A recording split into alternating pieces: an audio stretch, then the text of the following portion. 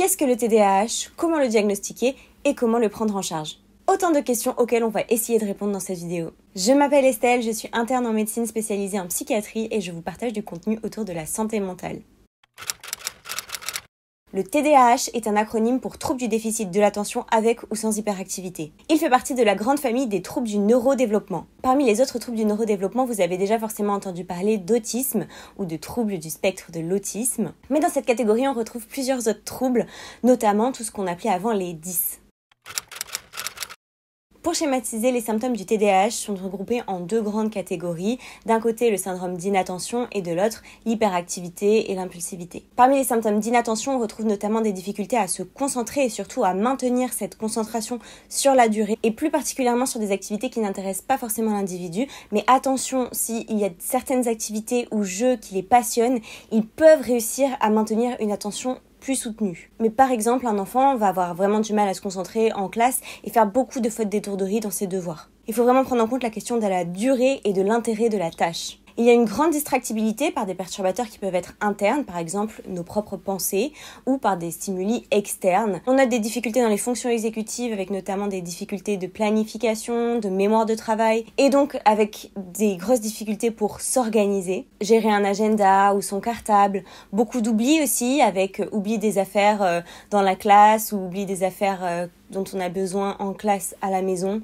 ce genre de choses. Souvent une lenteur d'exécution. Et du coup, tout ça peut mener à un évitement de certaines tâches qui demandent un effort cognitif plus soutenu, notamment très souvent sur le travail scolaire. Maintenant, concernant les symptômes d'hyperactivité, il faut bien noter que c'est une activité qui est décrite comme excessive, mais attention, une erreur un peu courante, c'est qu'elle n'est pas organisée vers un but précis.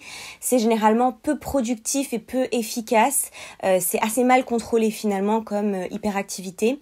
Donc, il n'y a pas un objectif de performance derrière. Chez l'enfant, on constate qu'ils ont souvent du mal à rester assis sur une chaise sans bouger. Mais attention, tout ça est comparé par rapport à une même classe d'âge donnée. C'est-à-dire qu'on prend la moyenne des enfants de cet âge-là et qu'on voit qu'il y a une réelle distinction avec une activité qui est vraiment excessive et une instabilité majeure notée. L'impulsivité, on peut la décrire comme une envie impérieuse de faire ou de dire quelque chose malgré les conséquences négatives qui pourraient arriver suite à ça. Elle peut se manifester par exemple par une précipitation, être le premier à répondre à la question sans avoir levé la main en classe, ou alors par des comportements parfois à risque qui peuvent être très dangereux, comme traverser la route sans regarder rien du tout. Il existe plusieurs formes de TDAH. On a des formes qu'on va décrire plutôt mixtes, c'est-à-dire qu'elles vont rassembler ces deux grandes catégories de symptômes, et des formes que l'on va dire plutôt inattentives pures, souvent retrouvées chez les filles ou à l'âge adulte, et d'autres formes où prédominent l'hyperactivité et l'impulsivité. Concernant le diagnostic, avant toute chose, j'aimerais faire un point pour vous souligner qu'il est très important de faire des recherches sur Internet, de se renseigner par soi-même, de faire des lectures, mais il faut vraiment consulter un professionnel de santé spécialisé pour poser un diagnostic de TDAH et pour tout autre type de diagnostic par ailleurs. Le diagnostic de TDAH est avant tout clinique. Il répond à des critères diagnostiques bien définis dans le DSM-5, à savoir la Bible pour les psychiatres. Il doit notamment s'inscrire dans le temps pour une durée supérieure à 6 mois d'évolution et un début qui aurait commencé avant l'âge de 12 ans.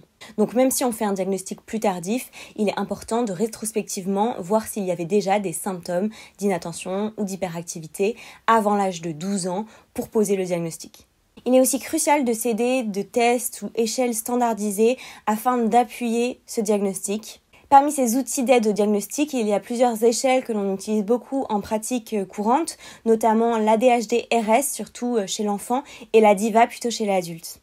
Il existe aussi des tests neuropsychologiques passés par des neuropsychologues spécialisés, notamment la TEACH chez l'enfant, mais il en existe pour toutes différentes catégories d'âge. Cependant, un test ou une échelle ne porte pas à lui seul le diagnostic. Il est indispensable de faire une évaluation clinique spécialisée pour porter le diagnostic. Je le répète au cas où le message n'était pas passé avant. Le traitement médicamenteux dans le traitement du TDAH n'est pas obligatoire. Il va dépendre du retentissement de ce trouble sur le quotidien de l'individu. Déjà, on parle d'un trouble et non d'une maladie, ce qui grossièrement veut dire qu'on n'attend pas une guérison, mais qu'on va axer la prise en charge autour surtout d'un accompagnement. Donc en priorité, on peut déjà mettre en place des adaptations du quotidien. pour, par exemple, chez l'adulte, être plus organisé dans son travail, ou chez l'enfant pour mettre en place des aménagements scolaires. Ainsi, un traitement peut être indiqué dans les moments surtout clés de l'individu, notamment autour des enjeux scolaires chez l'enfant par exemple. Chez l'adolescent, il y a aussi des grandes périodes, notamment le brevet et le bac, où il peut être important d'être accompagné avec un traitement.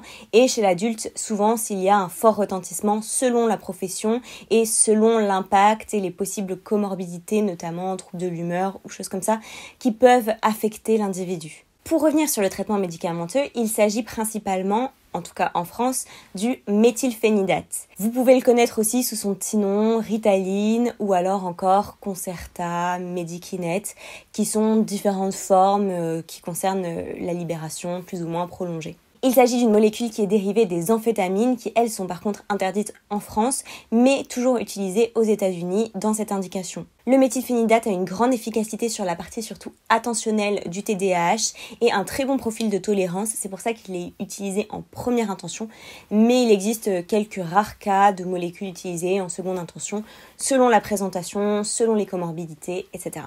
Certains se poseront peut-être la question de la cause du TDAH et malheureusement à ce jour, je n'ai pas de réponse claire et précise à vous donner. C'est un trouble du neurodéveloppement et comme tout trouble du neurodéveloppement, c'est finalement une cause plurifactorielle avec éléments génétiques, environnementaux, etc.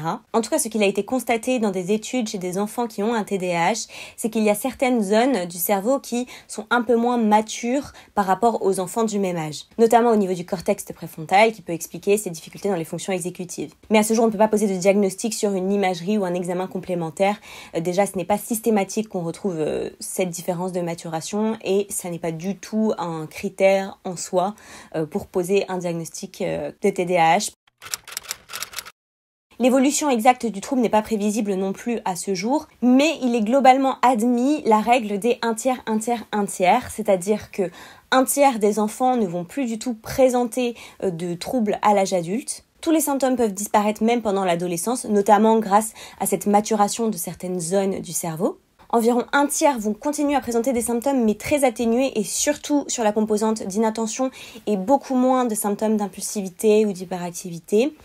Et ce notamment parce qu'ils vont acquérir des stratégies d'adaptation de leur quotidien, de leur environnement pour limiter l'impact de ce trouble. Et enfin, le dernier tiers va encore présenter des symptômes à l'âge adulte et avoir potentiellement besoin d'un traitement, mais encore une fois, selon l'impact que ça va avoir dans sa vie quotidienne. Et d'ailleurs, c'est finalement ces formes-là qui parfois peuvent être diagnostiquées tardivement, mais en réalité, vous l'avez bien compris, c'est un trouble du neurodéveloppement, donc ça veut dire que l'enfant l'avait déjà, mais juste était passé peut-être inaperçu parce que, par exemple, la famille avait mis en place des stratégies d'accompagnement et d'adaptation du quotidien qui faisaient que ce trouble a pu passer un peu plus inaperçu. Voilà, j'espère que cette vidéo de présentation sur le TDAH était suffisamment claire. Si vous vous reconnaissez dans ces symptômes, prudence. Encore une fois, il faut vraiment consulter un professionnel de santé spécialisé avant de poser un diagnostic. Pas d'autodiagnostic, pas de diagnostic sauvage sur Internet. Il faut aller voir quelqu'un de spécialisé dans ce domaine. Donc si vous avez vraiment des questions à ce sujet, que ce soit pour vous ou pour votre enfant, n'hésitez pas à aller voir votre médecin traitant qui pourra par la suite aussi vous rediriger vers des centres spécialisés. N'hésitez pas à poser vos questions en commentaire, même si bien sûr, attention, pas de consultation en commentaire, mais partagez vos expériences dans la bienveillance et abonnez-vous pour plus de contenu autour de la santé mentale.